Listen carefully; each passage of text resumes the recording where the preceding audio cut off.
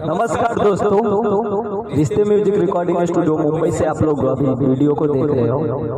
हमारे जितने भी यूपी बिहार के छोटे छोटे सिंगर हैं जो गाना गाने का सोच रहे हैं और जो गाना गा भी रहे हैं, तो रिश्ते म्यूजिक रिकॉर्डिंग स्टूडियो मुंबई में ओपनिंग हो गया है। आप लोग रिश्ते म्यूजिक रिकॉर्डिंग स्टूडियो में एक बार आइए और अपना जो भी ऑडियो वीडियो गाना होगा वो बनाने का कोशिश कीजिए। यहाँ पर आपको बहुत ही सस्ते में अच्छा काम होता है। आप सभी छोटे भाई के लिए इस स्टूडियो को बनाया गया है, तो आप एक बार सेवा का मौका जरूर दीजिए। यहाँ पर आपको पूरा हेल्प किया जाएगा। ऐसे ही वीडियो देखकर आज हमारे स्टूडियो में एक नए गायक आज पहला गाना उसने गाया है और नाम है, क्या नाम है भैया? छोटू छैला जी। छोटू छैला जी, आप कैसे आए हमारे स्टूडियो में? मैं मोबाइल से देख कर आया। अच्छा, मोबाइल पे आप हमारा वीडियो देखते हैं? आपका वीडियो देखा, बहुत अच्छा लगा मुझे। अच्छा, मैं बोला यहाँ पूरा सपोर्ट मिलेगा मुझे, तो आया। आप मतलब वीडियो में देखते थे कि नए सिंगर को सिखाया जा रहा है? हाँ, बहुत अच्छे सिखाया जा रहा है। ओके, तो मैं देख के और आपसे बात करके आया। ओके। तो छोटू जी ने यूट्यूब पे वीडियो देखा है, आप लोग भी इस वीडियो को भी देखेंगे और पहले वाले वीडियो को भी देखते होंगे, तो जरूर एक बार रिश्ते म्यूजिक रिकॉर्डिंग स्टूडियो मुंबई में आइए। अगर मुंबई में है तो भी आइए और बाहर है तो भी आइए। यहाँ पर आपका पूरा हेल्प होगा, निश्चिंत होकर आइए। ये आपका स्टूडियो है, अपने स्टूडियो समझ कर आइए। छोटू जी, आपको यहाँ आने से कैसा फील हो रहा है? आपको कैसा लग रहा है? बहुत अच्छा लग रहा है। सिखाया जा रहा है? बहुत अच्छा सिखाया जा रहा है। आप बहुत टाइम दिए मेरे लिए। कितना टाइम दिया हमने आपको गाना गवाने में? 2.5 घंटा लग गया।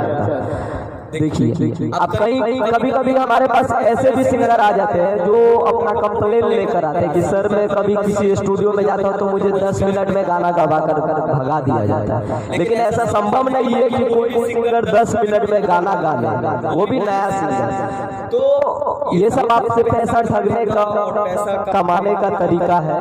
आप लोग रिश्ते म्यूजिक रिकॉर्डिंग स्टूडियो मुंबई में आइए। यहाँ पर आपको पूरा सिखा कर गवाया जाएगा गाना। अगर आप नए सिंगर है तो अगर गाते हैं तो भी सपोर्ट किया जाएगा। हर एक जगह पे आपको सपोर्ट किया जाता है रिश्ते म्यूजिक रिकॉर्डिंग स्टूडियो में। तो एक बार जरूर सेवा करने का मौका दीजिए। तो कौन सा गाना गाएगा? एक हैप्पी देखिए हमारे बीपी बढ़े, जरा एक बार गुनगुना कर सुनाइए पब्लिक को।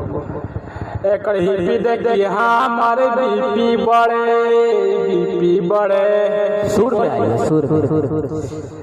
एक हैप्पी देखिए हमारे बीपी बढ़े। उसके आगे भूल गए। हम भाई हाल देखी गोड़े गाल, ऐसे ही है ना जी? ऐसे है। उसके आगे हम ऐसे इनका गाना ही सुन लीजिए आप लोग। पहले जो गाने को रिकॉर्डिंग किया है वो आप लोग थोड़ा सुन लीजिए। और मैं रिक्वेस्ट इतना ही करूंगा कि इस गाने को मैं सुनाऊंगा नहीं, क्योंकि सिखाने में तो बहुत टाइम लगता है। आप लोग भी समझ सकते हैं। और 2 मिनट के वीडियो में आप लोग क्या समझेंगे? हम लोग 2-2 घंटे में, 3-3 घंटे में एक गाने को रिकॉर्ड करते हैं। तो आप लोग खाली प्यार आशीर्वाद दीजिएगा। रिश्ते म्यूजिक पे भाई का गाना रिलीज होगा तो उन्हें सब्सक्राइब और शेयर जरूर कीजिएगा। थोड़ा गाना आप लोग सुन लीजिए। चलिए, देखिए हमारे बीपी बढ़े।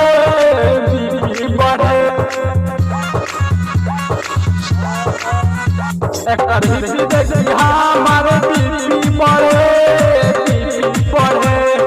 हमें भाई बिहार देखी गोरे गाले कटोरा जवानी ना कबो घटे।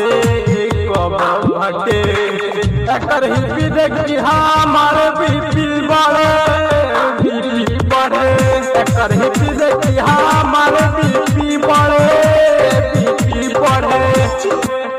आप लोग गाना सुन के थोड़ा आप लोगों को खराब लगेगा। क्यों खराब लगेगा? क्योंकि ये आज तो नया सिंगर है, फर्स्ट आज पहले दिन आया है गाना को, इनको इतना भी नहीं मालूम था, तो इन्हें सिखा कर ही ये सब बताया गया है। और इनको मैं पूरा अच्छा करके आप लोगों के पास डालूंगा रिश्ते म्यूजिक यूट्यूब चैनल पे, तो आप लोग वहाँ पे सुनिएगा और अपना प्यार आशीर्वाद दीजिएगा। धन्यवाद वीडियो देखने।